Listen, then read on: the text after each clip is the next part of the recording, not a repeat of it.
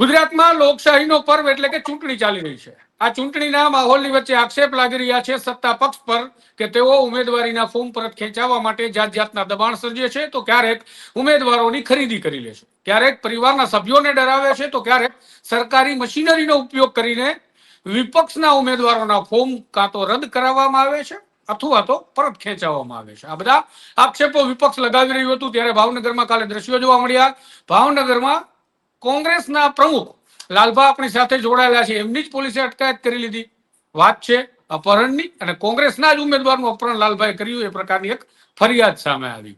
ત્યારબાદ મોડી રાત્રે હાઈવોલ્ટેજ ડ્રામા સર્જાણો અને લાલભા ગોહિલને મુક્ત કરવામાં આવ્યા એક નોટિસ આપીને। ત્યાં કચ્છથી સમાચાર આવી રહ્યા છે કે એચ.એસ. આહિર સહિતના કોંગ્રેસી નેતાઓ અને કાર્યકર્તાઓ વિરુદ્ધમાં ગુનો દાખલ થયો છે ફરજમાં રૂકાવટનો। અને એચ.એસ. આહિરના આરોપ છે કે જે વ્યક્તિ પડી ગયા હતા એ વ્યક્તિ તો ફરિયાદી જ નથી બન્યા, ખરેખર જે વ્યક્તિને કંઈ થયું જ નથી એ ફરિયાદી બનીને આવ્યા છે કે તેમને આ પ્રકારે ફરજમાં રૂકાવટ કરી। આ બધી બાબતોની વચ્ચે આપણી સાથે બંને મિત્રો જોડાયા છે, આપણે સીધી જ વાત કરીએ। સૌપ્રથમ લાલભા, ગઈકાલે જે હાઈ વોલ્ટેજ ડ્રામા સર્જાણો પોલીસે તમારી અટકાયત કરી, શું કહેશો? પોલીસે કોંગ્રેસ પક્ષના જ ઉમેદવાર નું અપહરણની મારી ઉપર ફરિયાદ નોંધી, એફઆઈઆર નોંધી। કેટલી હાસ્યાસ્પદ બાબત કહેવાય।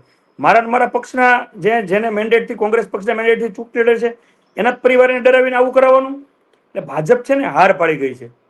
એક આ ગુજરાતની અંદર આટલું નિમ્ન કક્ષાનું રાજકારણ મેં ક્યારેય નથી જોયું। હું 20 વર્ષથી સક્રિય રાજનીતિમાં છું, આટલા નિમ્ન કક્ષાનું રાજકારણ ક્યારેય નથી જોયું।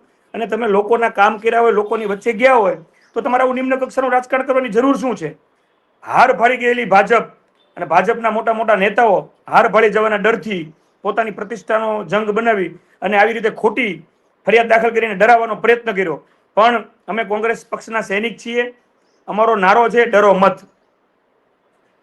પણ લાલભા, ડરો મત તો તમારો નારો છે, તમારા નેતા રાહુલ ગાંધીએ આપ્યો છે, પરંતુ જે પ્રકારે ઉમેદવારી ફોર્મ પરત ખેંચાણા એ પ્રકારે જોતા લાગે છે કે સ્થાનિક કક્ષાએ હજી ડરી રહ્યા છે।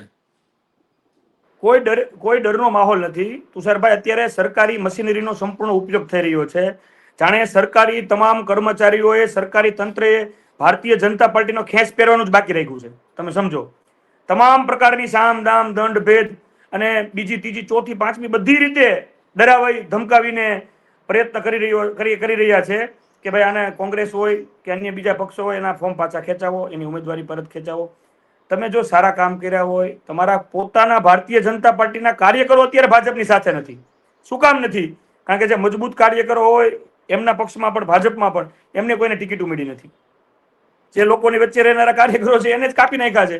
જે પોતાના નેતાઓના જે કહેવાય ને આજુબાજુમાં ફરતા હોય એવા લોકોને ટિકિટ મળી છે। એટલે ભારતીય જનતા પાર્ટીના ઉમેદવાર સાથે પણ કોઈ ભાજપનો કાર્યકર નથી અત્યારે। ભારતીય જનતા પાર્ટીના કાર્યકરો અત્યારે દિલથી આશીર્વાદ આપે છે કોંગ્રેસને। હું તમને ગેરંટી સાથે કહું છું, મારા ભાવનગરની વાત કરું છું, દિલથી આશીર્વાદ આપે છે।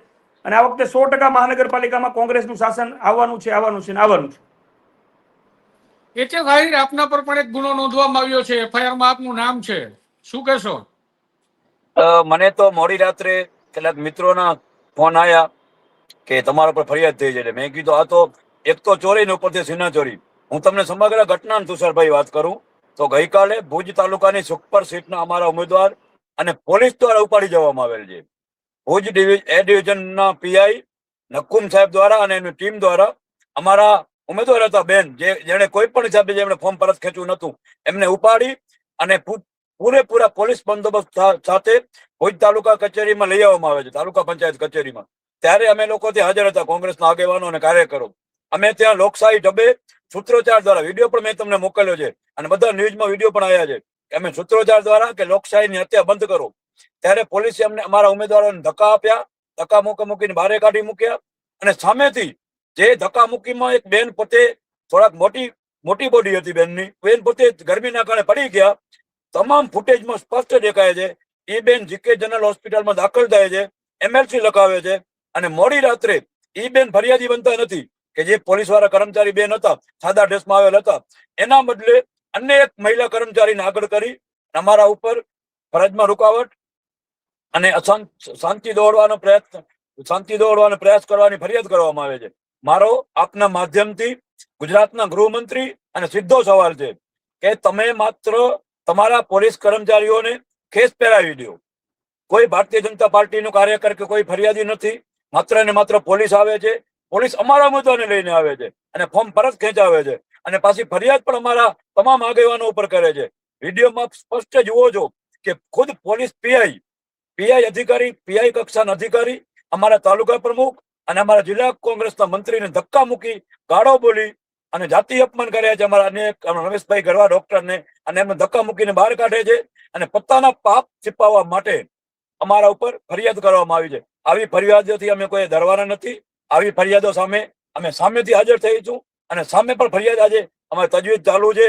જે પોલીસ કર્મચારી હતા એમના વિરુદ્ધ અને પીઆઈ વિરુદ્ધ અમે લોકો પર એટ્રોસિટી અને અમને ધક્કા મૂકી અને એમને અપમાનિત કરવાની ફરિયાદ અમે પણ દાખલ કરાવવાના છીએ.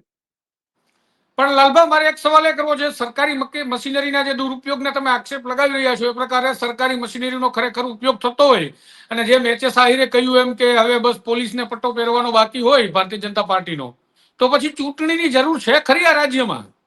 અરે ખરેખર ચૂંટણી કરવાની જરૂર જ નથી ભાઈ. તમે જીતી જાઓ, તમે જ લડો, અમારે વિપક્ષને લડવાની જરૂર જ નથી. એવી હાલત ઊભી કરી નાખી છે કે તમે લોકશાહી છે ને, લોકશાહીનું પર્વ હોય ને એ નિષ્પક્ષ હોય. ચૂંટણી પંચ હોય એ નિષ્પક્ષ હોય. તમામે આરઓ હોય, ઓબ્ઝર્વર હોય, નિષ્પક્ષ હોય. તો અત્યારે વન સાઈડ જ ચાલતું હોય એવું છે તો અમારે લડવાની શું જરૂર છે? અમારે પ્રતિસ્પર્ધા જ કરવાની જરૂર નથી. બંધ કરી દો ને લડાવવાની ચૂંટણી, રાખો ને તમારી પાસે જ તે સરમુખ અત્યારે રીતે જ વર્તન કરો ને. આ ભારત દેશનું બંધારણ છે ને, આ બંધારણની વિરુદ્ધ જઈ રહ્યા છે આ લોકો. જે આપણો હક છે, સંવિધાન છે, એના વિરુદ્ધ જઈ રહ્યા છે આ લોકો. પણ જનતા એને માફ નહીં કરે. એ પણ ફાઇનલ છે. તમે શું કહેશો? ભુજ તાલુકાની ઘટનાનો તમને હું તુષારભાઈ પૂર્વ ભૂમિકા કહું તો ભુજ તાલુકાના જે ભારતીય જનતા પાર્ટીના મહિલા શાંતાબેન વરસાણી બિનહરીફ થયા, એ શાંતાબેન વરસાણી મિર્જાપર ગ્રામ પંચાયતની ચૂંટણીમાં સભ્યના વોર્ડ મારી ગયેલ હતા. જે વ્યક્તિને સભ્યમાં લોકો સ્વીકારેલ નથી, એ વ્યક્તિને ભારતીય જનતા પાર્ટીએ તાલુકા પંચાયતની મહિલા અનામતની સીટ ઉપર ઉમેદવારી બનાવ્યા અને એને અંદાજ આવી ગયો હતો કે જે મહિલા બેન ગ્રામ પંચાયતના સભ્યના વોર્ડમાં હારી જતા હોય એ તાલુકા પંચાયતમાં કયા હિસાબે જીતશે. એમના કારણે સમગ્ર આખો જિલ્લાનું પોલીસ તંત્ર, એલસીબી, એસઓજી અને તમામ એના આઈબીઓ કામે લાગી અને અમારા બેનને ગોતી ઉપાડી અને ધમકીઓ આપી અને પોલીસ પીઆઈ ખુદ સાથે હાજર રહી અને એનું ફોર્મ પરત ખેંચાવેલ છે. એટલે આ સરા જાહેર લોકશાહીની હત્યા છે, લોકશાહીનું ખૂન છે.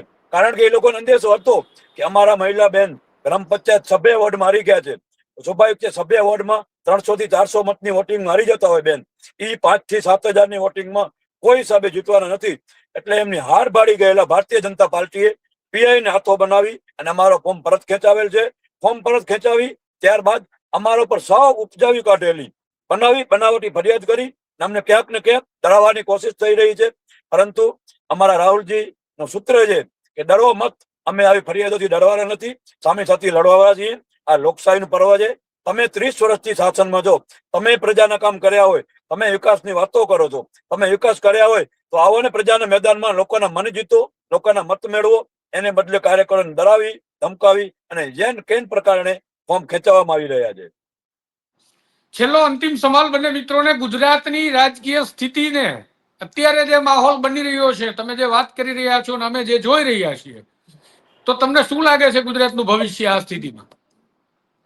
ગુજરાતનું ભવિષ્યની તમને વાત કરું ને તો ગુજરાતની જનતા હવે બધી વસ્તુ સમજી ગઈ છે કે આ લોકશાહીનું કેવી રીતે હત્યા થઈ રહી છે. ગુજરાતની પ્રજામાં અત્યારે વાયુ વેગ્યા પ્રસરી રહ્યું છે અને જેનજી છે ને એ પણ અત્યારે જાગી ગઈ છે. યુવા લોકોના તમે કોમેન્ટ જોજો, યુવા લોકો ખૂબ જ જાગૃત થઈ ગયા છે અને આગામી વર્ષોમાં તમે જોઈ લેજો આ ભારતીય જનતા પાર્ટી પતન તરફ જઈ રહી છે એવું સ્પષ્ટ દેખાય છે. જીએચએ શું કહેશો? ગુજરાતનો યુવા વર્ગ હોય કે જૂનો જનસંઘી માણસો હોય ભારતીય જનતા પાર્ટી જોડાયેલા, એના તમામના એક જ શબ્દો, ગઈકાલે ઘણા બધા લોકો મળ્યા કે આવી તાનાશાહી આટલા વર્ષમાં અમે ક્યારે જોઈ નથી. ખુદ ભારતીય જનતા પાર્ટીના જૂના જનસંઘી લોકો ત્રાસી જતા હોય તો આમ પ્રજા તો ક્યાંક ને ક્યાંક દબાયેલી છે, બોલી નથી શકતી. એ તમામનો અવાજ મતવાડે આ વખતની ચૂંટણીમાં સ્પષ્ટ આવશે અને પ્રજાએ એક સંદેશો આપી જ દીધો છે, અણસાર આપી જ દીધો છે કે આવનારી ચૂંટણીમાં કોંગ્રેસનો ભવ્ય વિજય થવાનો છે. એના માટે આ લોકોના છેલ્લા જે પ્રયાસો હોય, નિમ્ન કક્ષાના પ્રયાસો કરવામાં આવી રહ્યા છે. આના ઉપરથી સ્પષ્ટ થાય છે કે ભારતીય જનતા પાર્ટી પોતાની હાર ભાડી ગયેલ છે અને પોતાની લાજ બચાવવા માટે, પોતાની સત્તા બચાવવા માટે હવાતિયા મારી રહી છે. તો બંને મિત્રોનો ખૂબ ખૂબ આભાર. અને દર્શકો, ગુજરાતના રાજકારણની તાસીર બદલી રહી છે. ગઈકાલે જ સોમાને એક વિડીયોના માધ્યમથી કહ્યું છે કે હવે મતદાન કરવાની ઝંઝટમાંથી મુક્તિ મળે એ પ્રકારની સ્થિતિ લાવી દઈએ તો પણ કહીએ એવું તો વાંધો નથી આવે. એ વિડીયો પણ તમારે જોવો જોઈએ જેથી તમને ગુજરાતની સ્થિતિની ખબર પડે. ફરી મળીશું જલ્દી જ નવા વિડીયો સાથે. માટે જોડાયેલા રહેજો સ્વમાન સાથે. નમસ્કાર.